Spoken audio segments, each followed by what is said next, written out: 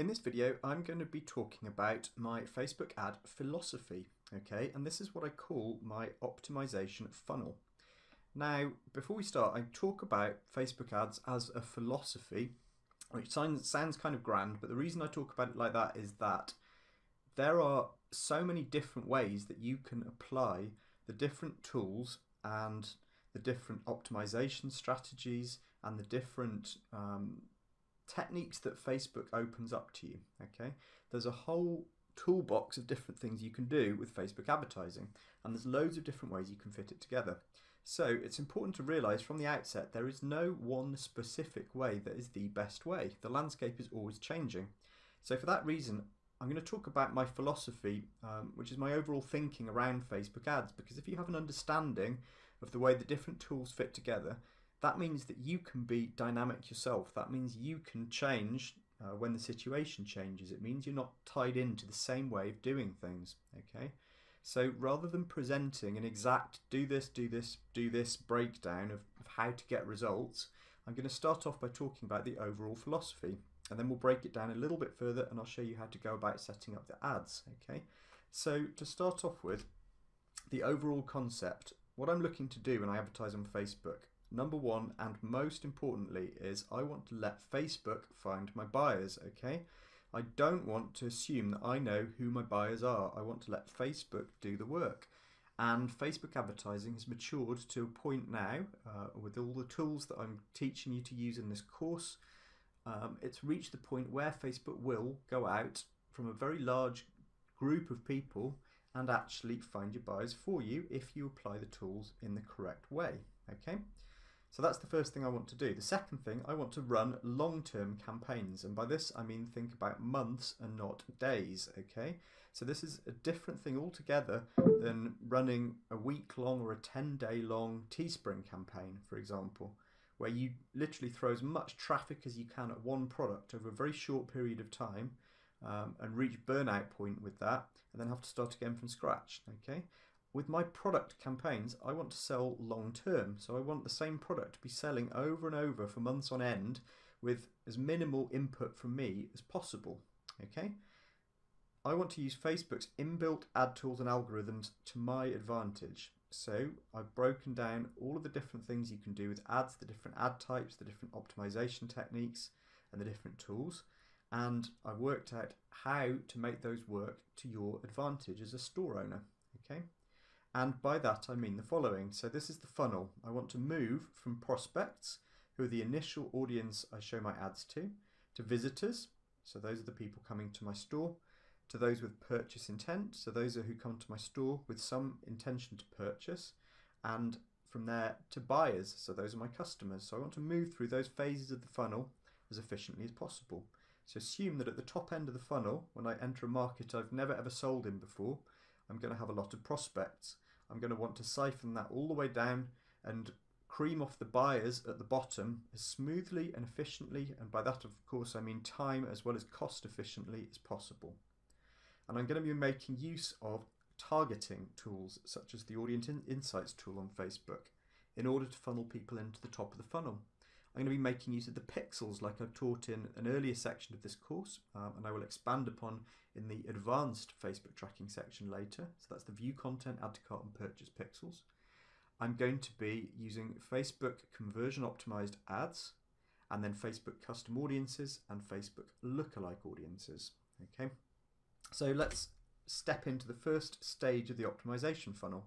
And I'll be going into more detail on each of these stages and how to set them up later, but just to get an overall feel, in optimization funnel 1, stage 1, I'm going to be entering a new market that I've not promoted to before. So I will need some input audiences to start running ads to. And the two different types of input audiences that I use are broad interest targeting. So by broad interest, that is the widest possible or the largest possible audience for the niche I'm marketing to. So let's say I'm marketing in the fishing niche. The broad interests would be interests such as fishing, okay, or angling. And then precise interests grouped together. So I will build up lists of precise interests. So those are much more targeted interests such as associations and magazines, and that kind of thing. And I will group together precise interests, and I'll go through later how I get those lists of precise interests. I'll group these together into large audiences, and they will become the second type of input audience for the stage 1 of the optimization funnel. I will then start a conversion optimized Facebook campaign. Okay, there are many different types of optimization types on Facebook, such as page post engagement, website clicks, but I use exclusively conversion optimized. And the reason I can do this effectively is because I've set my pixels up. And so for stage 1 of the optimization funnel, I will be optimizing my ad sets on the view content pixel. And what this means is I will be asking Facebook to go out there and show my ads to people they believe are most likely to view the content on my website. Okay, and as a result, Facebook can optimize my ads quite quickly and quite efficiently, because it doesn't have to wait until somebody purchases to start optimizing. It can optimize immediately as soon as people start clicking through and viewing the content. Okay, so what I found is the combination of large audiences from the broad interest targeting and the precise interests grouped into large audiences, combined with optimizing on the view content pixel, gives me very fast optimization and very fast results. The results being, obviously it has to be a good product that resonates as well, but the results will be you'll get quick and cheap views to your website. Okay, and this will enable you to do the third thing, or the fourth thing rather, for the optimization funnel stage 1, which is building out your custom audiences. So you will be building out, as you progress, custom audiences of people who visited your site, the people who've added to cart, and the people who've purchased. So you're creating these custom audiences from the beginning. So that's stage 1. In optimization funnel stage 2, we will start this stage. Again, there's no particular right or wrong, but we will need to wait a few days, maybe 4 or 5 days minimum, from stage 1, and assuming things are going right, so assuming we're getting visitors through to the website, and assuming we're making some sales, we'll move through to stage 2. And for this stage, the input audiences will be the lookalike audience, 1%, so that is the 1% of the population who are most similar to the visitor custom audience that we created in stage 1. And again, I'll go through how to create these later. But we'll create a lookalike audience from that visitor custom audience, and we can plug that in as an input audience for optimization funnel stage 2. We will then also, if we want, still use the broad interest and precise interests targeting from stage 1 if we're finding we're getting some results from them. We will put the ads into the same campaign, because already that campaign is being optimized all the time by Facebook, and Facebook will be assessing who the visitors and add to cart and purchases are within that campaign, so we will get an immediate optimization boost when we create the new ad sets in the same campaign. And we will now be optimizing the new ad sets on the add to cart pixel. So remember, in the first stage it was the visitor pixel. Now we have some data about the visitors, and we have some data about who's already added to cart and purchased.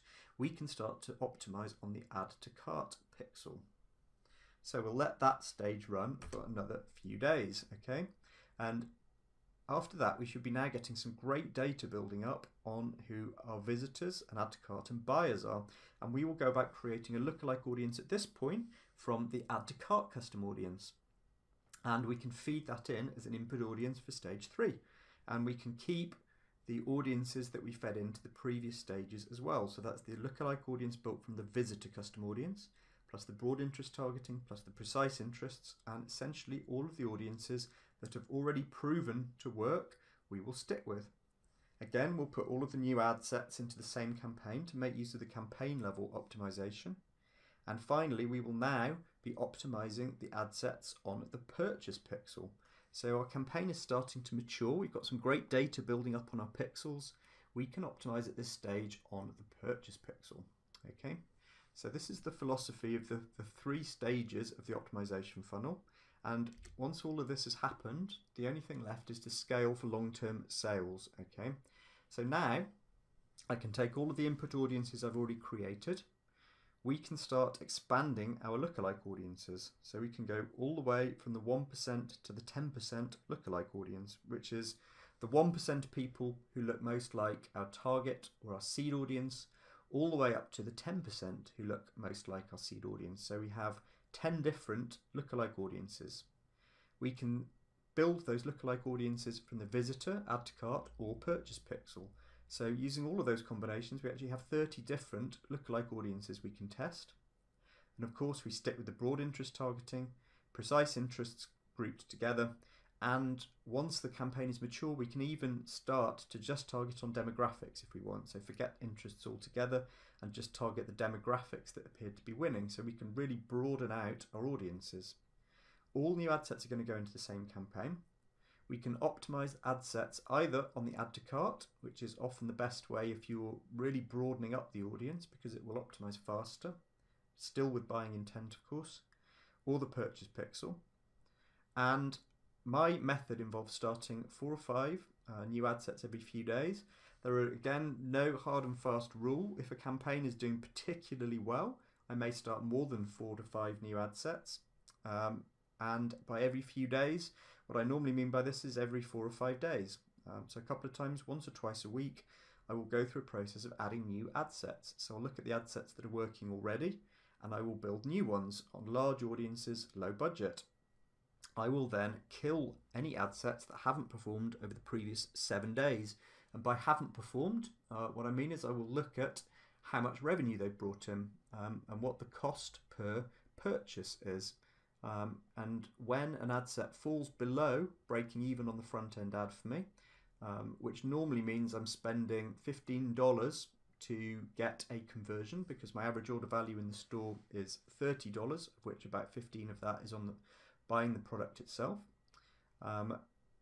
So once an ad set purchase value has fallen below $15, I will normally, over the previous week, I will normally kill that ad, okay? And in this way, by killing ad sets that haven't performed and starting new ad sets every few days, I'm able to extend the lifetime of these campaigns over periods of many, many weeks and months, okay? So rather than before, where I was starting as many ads as I could quickly and watching them die out over a week or two, using this approach, I can now sell products long term in the store. And all that means is I simply get new products and build them up, build up ads for the new products. And so I have an ever increasing amount of products and ads going out. So the income to the store grows and grows. This is how to scale for long-term sales. Okay, so now I'm going to dive in a bit more detail to each of the different stages of the optimization funnel and show you how I go about setting up all of the different audiences and ads. I will see you in the next video.